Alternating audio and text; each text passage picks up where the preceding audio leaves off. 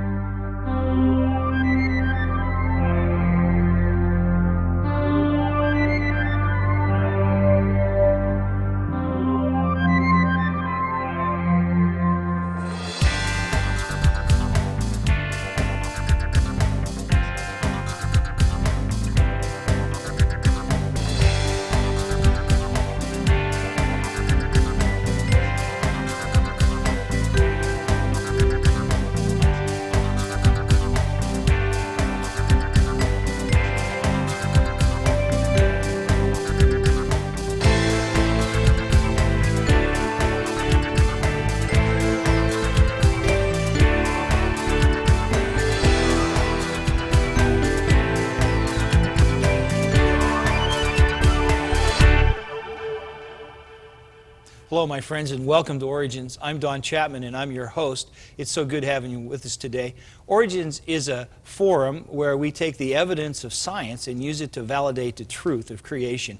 And I have a guest with me today who's going to make that job very easy. His name is Ralph Muncaster, and he has come to us from California. Ralph, it's great to have you with us today. Oh, thank you very much for inviting me. Now, your training is in engineering and business administration. Yes. And so today we're going to talk about the statistical impossibility, not improbability, but impossibility of evolution. Is that right? Impossible by human standards, yes. So you're going to give us some facts and figures. I love them. Having an engineering background, you can appreciate that, I'm sure. Well, give us some foundation and then take it away, friend. Be happy to. Well, first of all, what I'd like to talk about is something I think we all too often forget. I think everyone realizes that creation requires faith, because creation, people think of a divine designer. And anytime you say divine designer, of course, that leads one to Webster's definition, the originator of the universe, and that's God. So everyone thinks, of course, God requires faith. However, seldom do people think of the fact that evolution requires faith too. Absolutely. We're asking people to believe an incredible story about all these random molecules coming, or even pieces of molecules, parts of molecules coming together, forming from inanimate, something that's not even alive, matter, coming to life, and then springing from the simplest life form into all these complex life forms in a human being. I mean, all that is an absolutely established fact. No, far from it. It's incredible faith that's required for evolution as well. And we'll be talking about which is more probable today, because I love, again, getting into probability. As an engineer, you're constantly dealing with statistics and probability and designing of bridges and things like that. Okay. Now, it's important to, again, understand that either things came about naturalistically through random chance or through some form of design. It had to have been one or the other. That's right. It can't be both. There's not a mix of that. Next, I'd like to talk about hard science versus soft science. This is pretty important. Soft sciences are what evolutionists use. Soft sciences are sciences like paleontology, study of fossils, anthropology. Soft sciences use imagination. They draw pictures. They tell stories. Now, these picture stories can be used to talk about a fish becoming a frog, They could be used to talk about a frog becoming a prince. I don't know about you, but I read about that when I was a child. You can virtually tell a story about anything you want to, and you can draw a picture to support the story. Could be Darwin, could be Mother Goose. It could be anything. That's right. Hard sciences, like physics, like engineering, do things like predict eclipses, build bridges, send men to the moon. So when you were an engineer building a bridge, you didn't just draw a pretty picture. No. There's hard facts to support that. Yes. And that's what we're calling hard science. Yes. In my book, Dismantling Evolution, I actually address the building of bridges, and I show how you can, using misleading artwork, you can draw something that looks very strong and in reality would be very weak. And yet, engineering-wise, I can show something that looks weak and you can calculate that it would be very strong. Okay. In evolution, the evidence for evolution is in the soft science category. Correct. All right. The evidence I'm going to talk about today is for creation, supporting of creation and disproving evolution is in the hard science category, the category that we place our lives every day in the hard science category with the cars we drive, elevators we go up, bridges we cross, everything. Ralph, you're painting a very different paradigm than we usually have when we discuss evolution and creation. Usually the evolutionists want us to believe that the creationists are just basing everything on religion and superstition and that they're basing everything on science. But your paradigm is saying that the evolutionist is using soft evidence and the creationist is using hard evidence. Absolutely. That's revolutionary. Yes. Thank you. And I'll explain why. Great. I used to be an evolutionist. So it took hard evidence to change me. It takes a lot to give up your pride, and that's what I did. That's right. The fossil record, this is soft science. I want to talk about that very briefly. The contention are these beautiful pictures. Here we have the famous pictures that chimpanzee eventually turns into a human being. They're all nice pictures. And now some of these were actually hoaxes. Some of these pictures came from literal hoaxes, and I'll talk about some of those. And of course, you can draw a whole line of, if you wanted to take the first cell of life, you could draw pictures of the first cell of life becoming a human being eventually. Draw anything you want. And that's what's happening. And it's based on gradual mutational change, which is also a problem. So there isn't a fossil record for those three middle pieces there? There are lots of missing pieces. In Okay. fact, as I point out here, there are no missing links in any of the different classes. As a matter of fact, I have many quotes in my book by paleontologists that acknowledge this enormous problem. And many of them say that fossils were never intended to try to prove evolution. And of course, even Darwin admits the problems, and many since then, of course, have corroborated that. Next, I want to talk about what Darwin said. He said, why, if species have descended from other species by intensely fine graduations, do we not everywhere see innumerable transitional forms? Why not all nature in confusion? Why is not all nature in confusion instead of species be, as we see them, well defined? In other words, a true transition would have a part of an eye or a part of a feather. When we look at fossils, we see fully formed everything. It works. Okay. Next, Mark Ridley says the gradual change of fossil species has never been part of the evidence for evolution. Darwin showed that the record was useless for testing between evolution and special creation because it has great gaps in it. He also said no real evolutionist uses the fossil record as evidence in favor of evolution as opposed to special creation. Then we get to Michael Denton, who said not only has paleontology failed to come up with the fossil missing links, but hypothetically, reconstructions of major evolutionary developments, such as that linking birds to reptiles, are beginning to look more like fantasies than serious conjectures. Moving on, George Gaylord Simpson, another evolutionary paleontologist, says the gaps, of course, in the horses in this case, is true of all 32 orders of mammals, not just horses.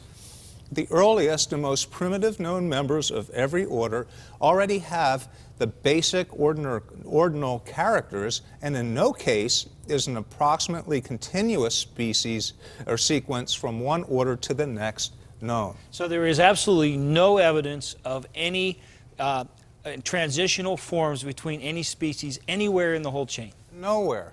Okay, I'm going to ask you to go up to the board as we talk about the Cambrian explosion and what all that means, and show the folks the problem that brings to the whole evolutionary situation. Well, the Cambrian explosion is well-known.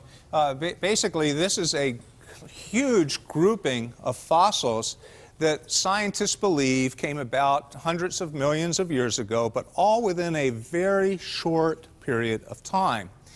Now, this creates a problem for evolutionists, and even Darwin acknowledged the problem of the Cambrian explosion, because the whole premise of evolution requires this gradualistic change that he talked about.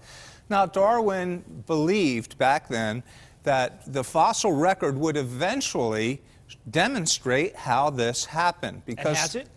Well, there weren't a lot of fossils in Darwin's day. That's why he said it. Right. Fact of the matter is, today, experts in the field of paleontology say we've found basically all the species we're going to find. In fact, some 99.5% is what they estimate is of the species is what they have found, and they still have not solved the problem. So essentially today we have the fossil record, we have no explanation. No explanation. Now, the Cambrian explosion fits much more closely what a designer would do. It fits much more closely, in fact, what the Bible says in terms of all these creatures being designed into the world all at approximately the same time. Okay. Okay, moving on. So we also find a number of hoaxes because a lot of scientists are eager to find these missing links, and especially this ape to human being missing link. So what's happened? We've had things like the Piltdown Man. In 1912, this was big news. In the 1970s, we found that it was a total hoax, that the teeth were filed, that it was a skull of a human being that was artificially aged, connected to the jaw of an ape. Total hoax. So we aren't looking for truth here, we're deceiving people on purpose. Deceiving people. That's right. We have the Nebraska Man. Someone found a tooth. The next thing you know, what did I say about drawing pictures? The next thing you know, you find in museums, here's an example. A whole person was drawn based on a tooth. Not only the person, his family was drawn in this nice little setting. Okay, all based on a tooth. Later we found that tooth was not even from a human being. It was found from an extinct pig. Again, soft science can draw anything that it wants to try to create this story. Then we have Java Man. Well, Java Man happens to actually be a skull of a human being, but about some far distance away, they found a femur from an ape. So they tried to make a connection. What they didn't say was later on, they actually had found, it was a gravel pit, by the way, which means there could have been a lot of movement and mixing. They also found in that same region, the same gravel pit, a full human skull. So, I mean, what's it saying? A lot of stuff was mixed up. The femur didn't go with this part of the Java Man skull. They were two different things. So this shows you how it can be misleading. But let's analyze first life. Let's get down to some hard statistics. Now, the simplest form of life, scientists agree, was some form of a very basic cell, a bacterium. Now, we're not talking about a bacterium with a nucleus. We're talking about a simple, very simple cell. But the simplest of cells of all have to have at least two components, plus membranes and some things, but it has to have at least a DNA molecule, and it has to have amino acids. So two things are necessary for a cell.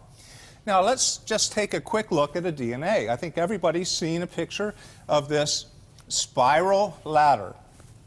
Each of these rungs of a ladder is called a base pair. It's a nucleotide. Okay. Now, this is very important because we're going to talk about some of what is necessary in a minute with these nucleotides. Then we have amino acids, which, of course, are necessary for the proteins, which are the building blocks of all the systems in your body. You need the proteins, which everything from your hair to your fingernails and everything else. Okay, we're going to talk about a few problems that are necessary for this random development at a molecular level for that very first cell of life. One of the most basic problems is called chirality. It's a central problem. It's a big sounding word, but it's a very simple concept. Remember, I talked about these base pairs, the rungs of the ladder, the nucleotides. Each one of those has to be the same orientation. It's called left-handed or right-handed. You could think of it as flipping a coin. It's either heads or tails. Okay. Now they all the DNA base pairs have to be the same. All the amino acid pieces all have to also be the same. Now the very simplest bacterium that science can conceive of would have 100,000 nucleotides. Think of that. Now, we've never seen one that small. The smallest that science has ever seen is about 500,000. Okay. But they say maybe it could go down to as small as 100,000. Below that, couldn't function. The smallest amino acid that could work would be about 10,000 amino acids. So we have 100,000 base pairs that would all have to be flipped heads. We have 10,000 amino acids that would all have to be flipped tails. So the requirement in a random process would be the essential effect of having 110,000 flips of heads in a row. How likely is that? As I mentioned, 100,000 minimum DNA base pairs, 10,000 amino acids, and the odds are incredibly against that ever happening. And we have another issue here. We have to get life-specific amino acids. The odds of that, I won't go through all the math, but it's 1 chance in 10 to the 6,021th power. That's a lot of zeros. That's just for the life-specific amino acids. The correct amino acid in the right place. And all these are, I go into great detail in my book, but that has the odds of about 1 chance in 10 to the 13,000th power. So this is also highly unlikely. Okay? The correct genetic material placement. In other words, the right gene has to be in the right place. The odds of that are about 1 chance in 10 to the 60,000th power. Again, these are all incredibly large numbers. So, bottom line, we can start looking at things like chirality, life-specific amino acids, the correct amino acid in the right place, the correct material, and the correct gene sequencing. And all of this together gives us an incredibly unlikely probability that it could even happen. If you add it all together, the statistical possibility is 1 chance in 10 to the 112,000th power. Now, let me put it in perspective real quickly. What would that be like? That would be like if we were to take the entire universe and blow it up. Now, let me start with, your body has about 75 trillion atoms in it. That's a lot of atoms. That's a lot of atoms. Now, let's take not only your body, but everybody else's body, plus the Earth, plus the Sun, plus Jupiter and the whole solar system, plus the 1 billion stars in the Milky Way galaxy, plus 1 billion stars in each of 1 billion galaxies. That's how much stuff is in the universe. Explode it all into atoms and explode all the atoms into subatomic particles. Pick an electron and try to pick a marked electron. Now, you would have more chance of picking that electron by far than all this coming together randomly. By far, that shows you how impossible it is. But it's worse than that.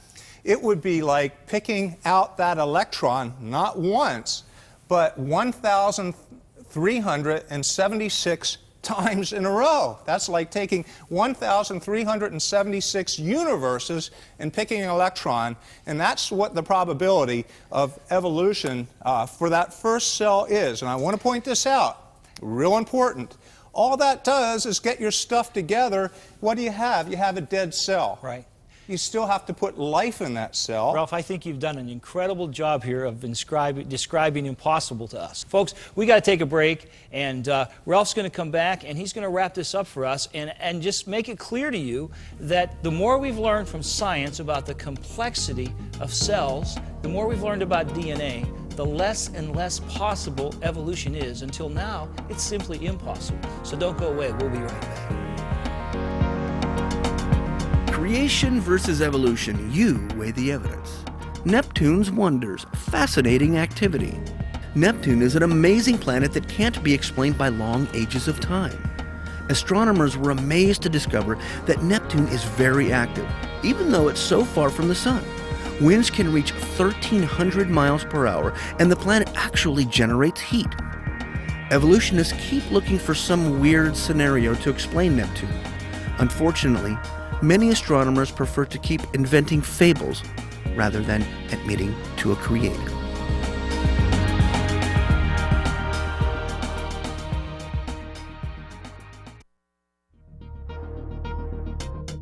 Today's guest on Origins, Ralph Muncaster, is also the author of several books including Dismantling Evolution and Creation versus Evolution. Book orders are being taken at 1-714-628-8767. Ralph Muncaster is also the founder of Evidence of God Ministries and has written many books that help people with belief struggles. For more information about our guest, you can write to Evidence of God Ministries, PMB number 108, 2560 East Chapman Avenue, Orange, California, 92869. Or visit their website at www.evidenceofgod.com.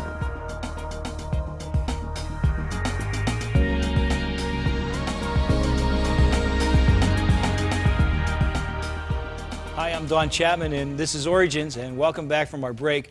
I'm here with Ralph Muncaster, and he has just shown us mathematically how absolutely impossible evolution is once we understand the complexity of the single cell. And Ralph, just before we left, you said to us that that's just to make a dead cell, to get all the components of one cell in place. We still haven't gotten life into that cell. Right. And then that cell would have to do a whole lot of other things before you get to where we are today. Yeah, that's exactly right. I think the first point is that if you can't get to that very first cell, even a dead cell, all the rest of the fossils and the ape demand, none of that makes a difference. It's all moot. You have to get to the first cell, even a dead cell. Then you have to put life into it. And then from there, you have to go from a dead cell or a live cell to 1.7 million species, all different. You have to go from a very simple 100,000 base pair DNA unit to a human being that has 3.2 billion base pairs. So the problem goes on and on and on. Evolution is just clearly impossible. You know, it used to be that everyone thought religion was the enemy of evolution. It's hard science that's the enemy of evolution. It just shows us that it just can't be. You know, I guess my question to you is, as we begin to wrap up, is to just ask you, you know, you've understood that this is impossible, but obviously we're still teaching all our kids in grade school and elementary school and high school and college that this is the fact. When does someone stand up and say the king doesn't have any clothes on, that this just isn't true? Is that going to happen? Well, it's very sad. Even people like Stephen C. Myers from Cambridge, for example, he has a PhD in philosophy and history of science, and he says that no serious researcher nowadays would try to invoke chance as an explanation of origin. So people are recognizing it. However, when you talk to people in the community, they're a little afraid to speak out against evolution yet, because after all, a lot of their colleagues would end up losing their jobs. Losing their grants and all of the things that go with that. That's correct. Folks, I've got a word for you as we wrap up our show today. I want to tell you two things that I know for sure. The world is not flat, and evolution can't be true. And we've got the proof for that. And you know, if you have any questions or doubts, I would love for you to pick up Ralph's book. It's called Dismantling Evolution, Building the Case for Intelligent Design. And he goes into great detail to all of the things that he's run through real quickly here on our show. Ralph, we're indebted to you for coming and making these cases clear. I bet you there's a lot of mom and dads out there taping this show to show it to their 8th and 9th graders to say, you got to watch this and you got to take it in and tell your science teacher. And I think there's going to be a lot of science teachers going, and duh, next week in school. So better yet, take my book in and challenge them with that. yeah, it's so good to know. You know, God is the author of science, and the facts are on His side. You know, if you have any questions or doubts about what we've said, any questions that you have, and you know, I hope we've opened up some discussion with those of you who are skeptical. Write to us at Origins, CTV, Wall, PA, 15148, or get on the website. There's the address there on your screen. If I can't answer your question, we'll find the right scientists who will, and we'll get back to you. You know, I just want to remind you today as we wrap up that it's God's view that He created you. That ought to be your worldview too. It's been great having you with us, and I hope you'll join us next time. God bless you now.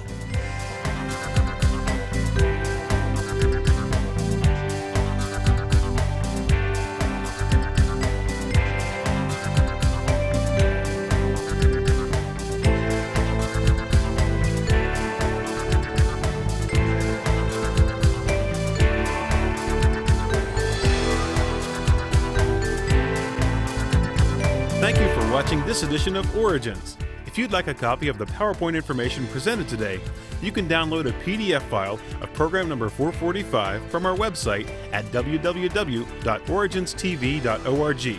Or for a DVD of this series, send a $12 donation to cover shipping and handling and write to Origins program number 445, Cornerstone Television, Wall, Pennsylvania 15148.